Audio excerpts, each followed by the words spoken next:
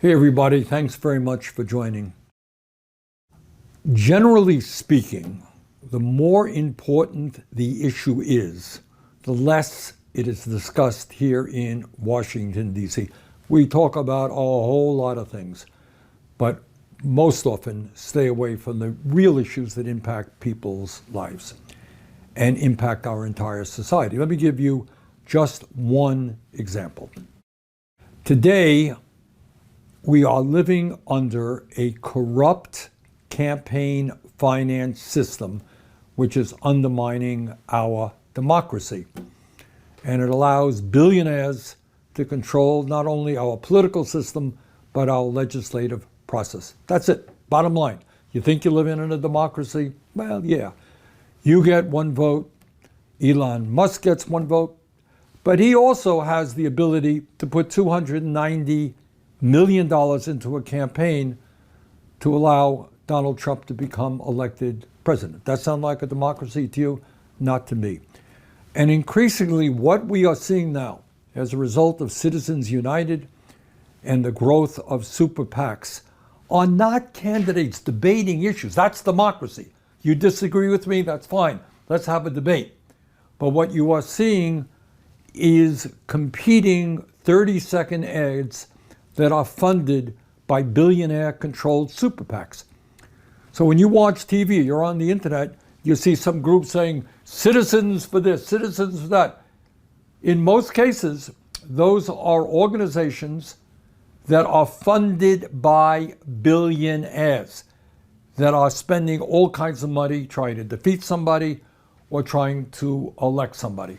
And a lot of this began with this horrific Supreme Court decision in 2010. And by a 5-4 decision, the Supreme Court decided that we are infringing on the free speech of billionaires if we just don't allow them to spend as much money as they want to destroy democracy.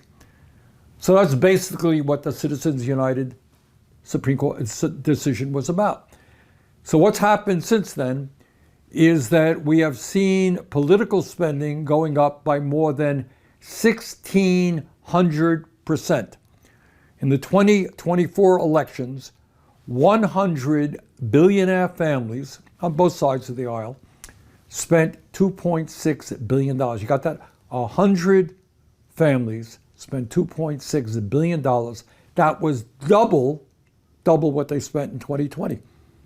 And I have every reason to believe that that is going to go up and up and up. So you're going to contribute $20, which we desperately need, we appreciate, and that is vitally important in maintaining our democracy. And Elon Musk is not going to contribute $20. He's going to contribute $290 million, maybe more in the future, who knows. So what does this tell you about our political system? It tells you that if you contribute like Musk $290 million, you become appointed by Donald Trump to be the most important person in the United States government.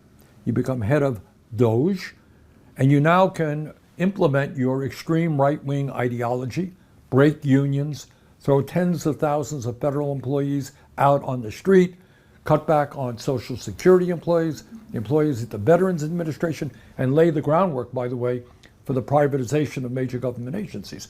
That's what you get when you contribute $290 million. But it is not just Elon Musk. In early July, just a few days ago, Republicans in Congress passed, as you all know, I hope you know, Trump's big, beautiful bill, which in my view is probably the most destructive piece of legislation passed in the modern history of our country. And this legislation provides $1 trillion in tax breaks to the top 1%. So all these guys who made campaign contributions, they're going to get it back in spades. You know, you contribute a few $100 million or $10 million, you're going to get that back big time in a tax break. Massive tax breaks for large, profitable corporations, and it's all paid for by cuts to Medicaid, nutrition, and education. In fact, some have suggested that this is the largest transfer of wealth from the working class to the top 1% in the history of our country. Further, as a result of this legislation, over 16 million Americans are going to lose their health insurance. And sadly, it just hurts me to have to say this, but studies suggest that some 50,000 Americans will die unnecessarily every year, because when you're thrown off health care, you don't have access to a doctor and so forth. Now, the point that I want to make is I don't want to go into this bill at this time, but I want you to think about something. Think about how every single Republican member of the House and Senate, almost everyone, there were a few exceptions, voted for this horrific bill, okay? Virtually every member of the Republican member of the Senate, Republican members of the House. Now, do you think, and I know these people, do you think that they don't know about the impact that these massive cuts to Medicaid and the Affordable Care Act and education and nutrition are going to have on their constituents? You think they don't know that? And many of their constituents, by the way, are working class and poor. The answer is they do know it. They're not stupid. They know exactly what they're doing. But they also know that if one day they were to have stood up and said, you know what? I represent the district, it's working class, it's poor, a lot of people on Medicaid, kids trying to go to college. I can't vote for this thing. What do you think would have happened to them the very next day? And what would have happened is one or another of the oligarchs or the big money interests would have said, you're not voting for Trump's bill, you are out of here, we are going to primary you. And I'll give you an example of that. There's a guy named Tom Tillis, who's a U.S. Senator from North Carolina. I don't know Tillis all that well, but he represents his state. Seems like a normal type Republican, but he made a mistake. He actually studied what was in the bill, and it turns out that that legislation would cause over 650,000 people in North Carolina to lose their health insurance. And having a sense of decency, he said, you know what? That's unacceptable. I represent the state of North Carolina. I can't vote to throw 650,000 people off their health insurance that they have. Well, you know what happened?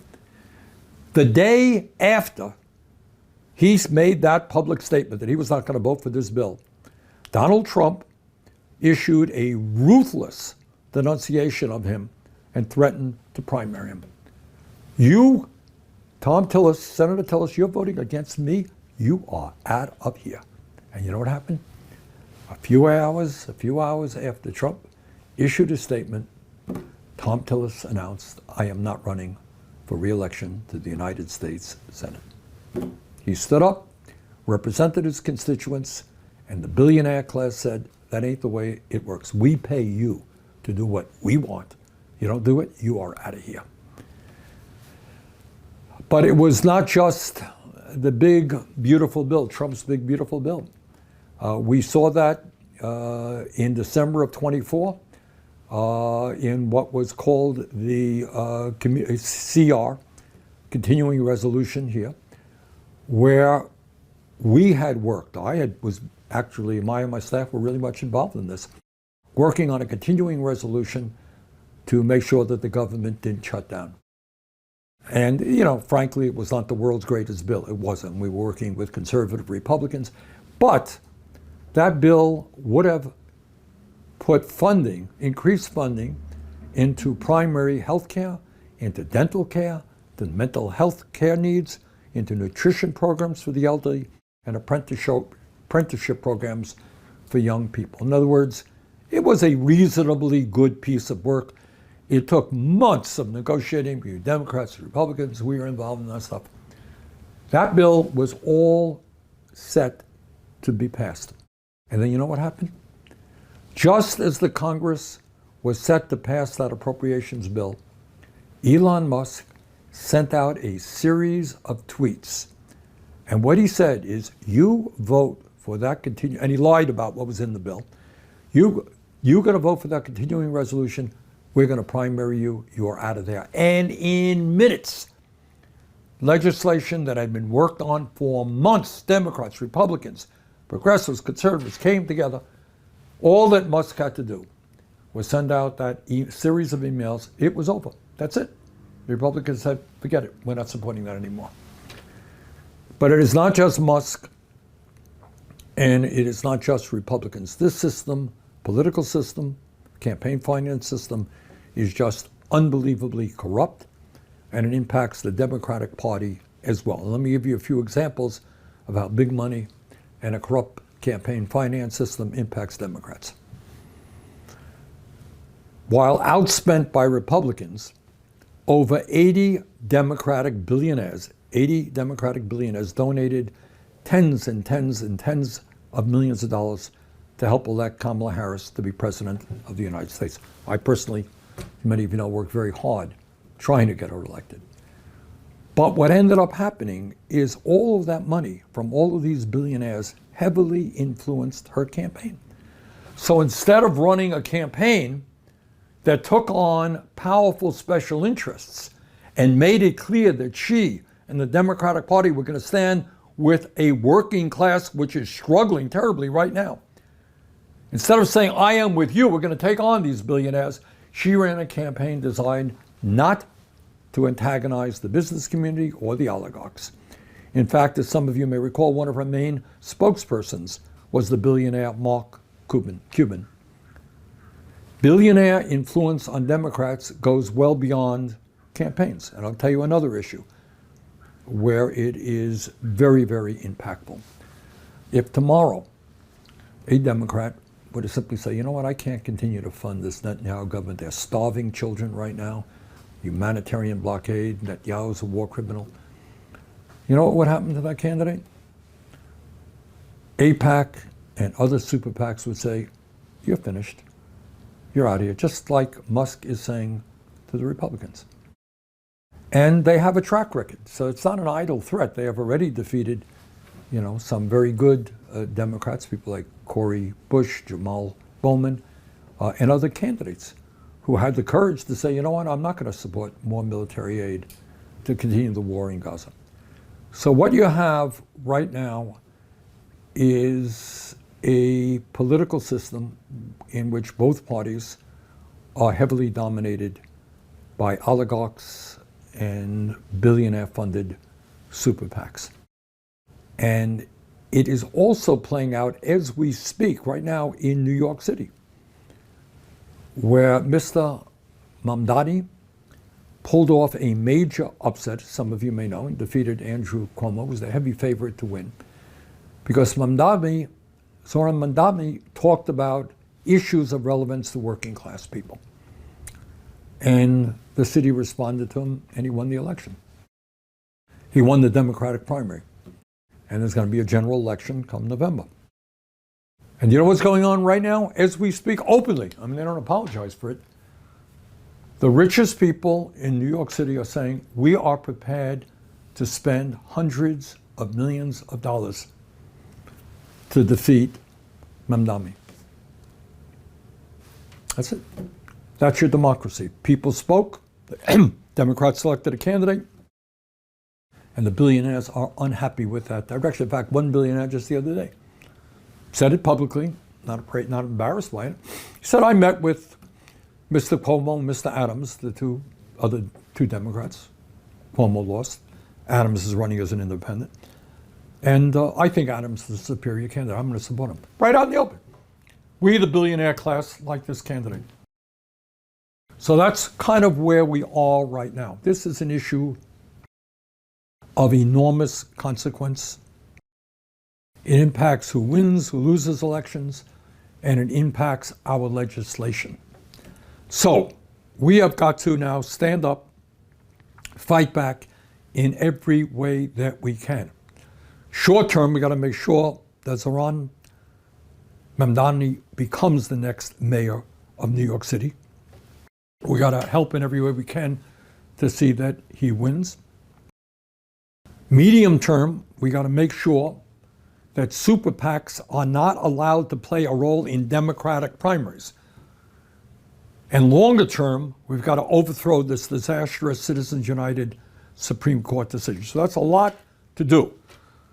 But if we want to save American democracy, if we want to have a government that in any way, shape, or form represents working people and not just billionaires, those are the things we've got to do. So this is a big issue. Not a whole lot of people are talking about it, but it is the most significant political issue that we face. You can't talk about healthcare, you can't talk about housing, you can't talk about education without talking about the role that super PACs play in allowing billionaires to dominate our government. So, a lot to be done. Let's go forward together, because at the end of the day, yeah, they got the money, they got a lot of power, but they are just 1%. Last I heard, 99% is a lot bigger number than 1%. So let's not let them divide us up. Let's stand together. Let's take them on. Let's beat them. Let's create a government that works for all, not the few. Let's save American democracy. Thank you.